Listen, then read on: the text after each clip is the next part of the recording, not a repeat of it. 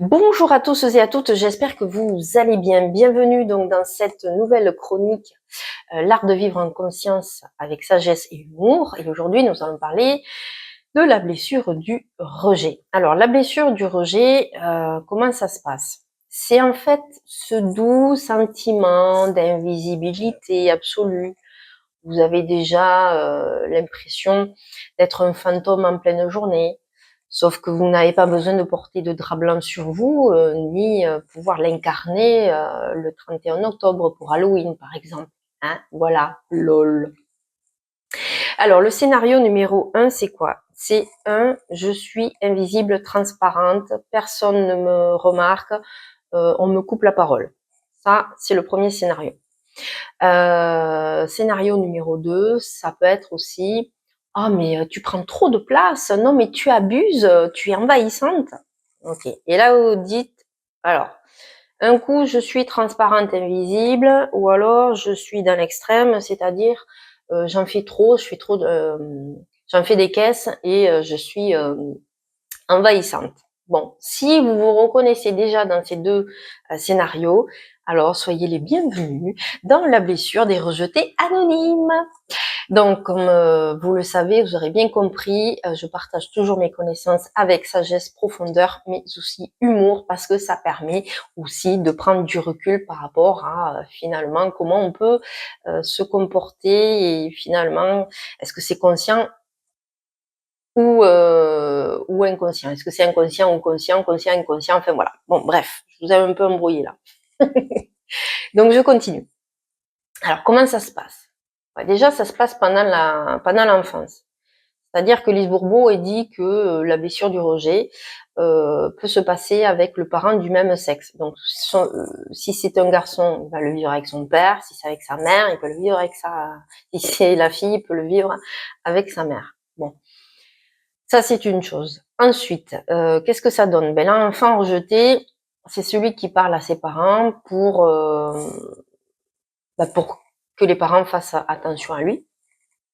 Mais en gros, c'est comme s'il avait envoyé un email et que l'email était tombé dans les spams. Donc, ça aurait exactement le même impact, puisque de toute manière, le parent, quel qu'il soit, il est tout le temps occupé. Soit il tourne les talons, il fait pas attention. Donc là, il y a quand même un rejet, puis aussi physique. Soit il le regarde, mais il lui répond pas. Enfin voilà. Donc, il sent que l'enfant, il est en train de déranger. Ok. Donc, qu'est-ce que ça donne? Ça donne que l'enfant, effectivement, quand il a compris à l'intérieur de lui que quoi qu'il fasse, il dérange, du coup, il va se mettre en mode, on va dire, fantôme domestique. Donc, il porte pas de drap blanc, hein, mais il va rester discret, silencieux, furtif.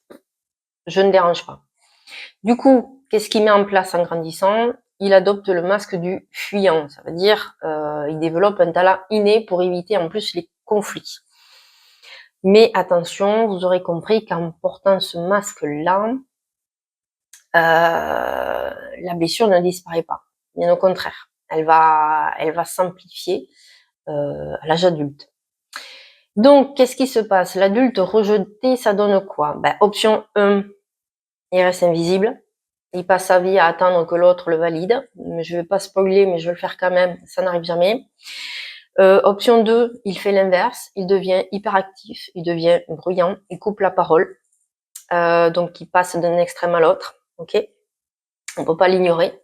Option 3, il sublime sa blessure et devient un champion en fait de l'inclusion, donc dans les associations, le collectif, les groupes de parole, etc. Donc ça, c'est ce que ça donne en grandissant. Ensuite, il y a 3 manières en fait de gérer, ou pas, hein, la blessure du rejet, on fait comme on peut, vous l'aurez compris. De 1, c'est la fameuse banalisation.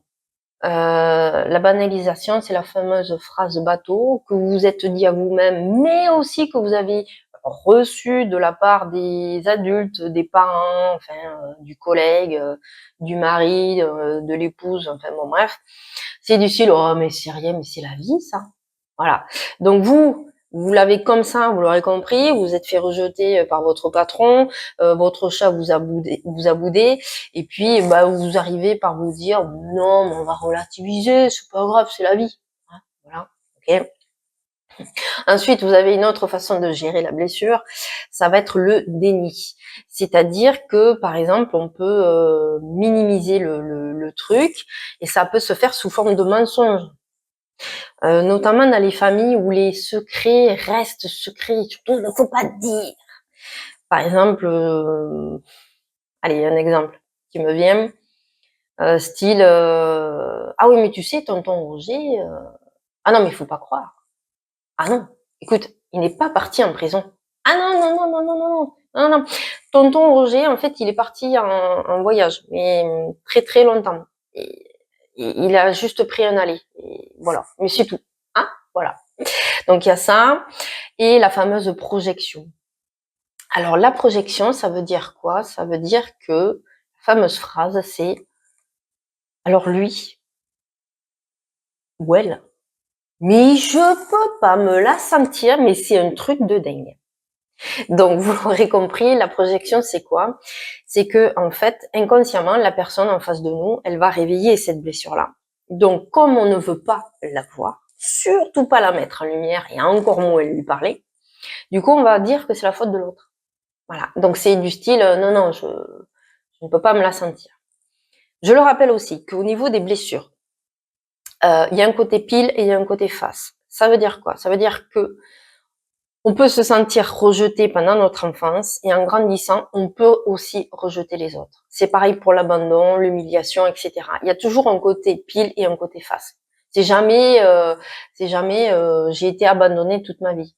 Ou alors, peut-être que ça serait malhonnête de ne pas prendre sa responsabilité, parce qu'à un moment donné, on peut aussi abandonner les autres. Voilà. Mais c'est pareil pour le rejet. Alors, il y a des solutions, il y a des clés. Quelles sont ces clés qui permettent de mieux traverser la blessure du rejet ainsi que les autres? C'est que déjà, d'une part, c'est prendre conscience de la blessure. Donc, on sort, vous l'aurez compris, de la banalisation, du déni, de la projection. Donc, on prend conscience, c'est-à-dire de la reconnaître, et déjà, c'est très bien. Donc, ça permet de prendre du recul sur nos réactions et identifier les moments où on s'est senti rejeté, mais quand on a rejeté l'autre. Donc, vous l'aurez compris, il faut beaucoup de courage, mais c'est tout à fait possible. C'est se raccrocher à son moi profond. Alors, quand je dis le moi profond, c'est son âme, hein, c'est-à-dire on n'existe pas en fonction du regard des autres. On apprend à se valoriser. On arrête d'attendre qu'on soit validé par l'extérieur. Ça peut être aussi sortir de la comparaison. On arrête de se comparer aux autres. On ne joue pas la même partition dans la vie. Certains sont rock'n'roll, d'autres techno, d'autres classiques. Et c'est OK. On ose ensuite d'être soi-même et d'être visible, de se rendre visible. Donc ça veut dire quoi? De sortir de sa tanière, de sortir de sa grotte. Et on ose. OK? Donc on arrête de vouloir d'attendre la validation. Et on n'en a rien à carrer du jugement des autres. De toute manière, je vous l'annonce, quoi que vous fassiez, ça n'ira jamais. Donc, apprenez à vous aimer, apprenez à vous valoriser, apprenez à monter en termes d'estime de soi, d'accord? Donc, de vous respecter, de vous affirmer aussi, ça fait partie des clés. Apprendre à dire non, à poser des limites, sans culpabiliser, de vous constituer un entourage sain, c'est-à-dire dans vos relations, lâchez, libérez-vous, fermez la porte aux relations toxiques, mais favorisez de nouvelles relations et des relations bienveillantes avec qui vous pouvez partager vos valeurs. Ça, c'est super important. Pratiquez la méditation si vous ressentez le besoin, de revenir dans l'instant présent, de vous poser des questions, d'être là dans la conscience. Et si ça va vraiment pas, ben vous pouvez consulter des thérapeutes. Voilà, il y a des méthodes tout à fait, des outils complètement différents afin de pouvoir mieux traverser vos blessures. Je le rappelle, comment on sait quand on a guéri de la blessure du rejet? C'est quand petit à petit, vous allez revivre des situations avec des personnes différentes et que vous allez sentir que vos réactions ne seront plus les mêmes, ou vous vous sentirez même plus calme, ou même vous allez voir la situation arriver, ce qu'on appelle le ressenti, hein, l'intuition, et du coup, vous n'allez pas retomber dans le même piège.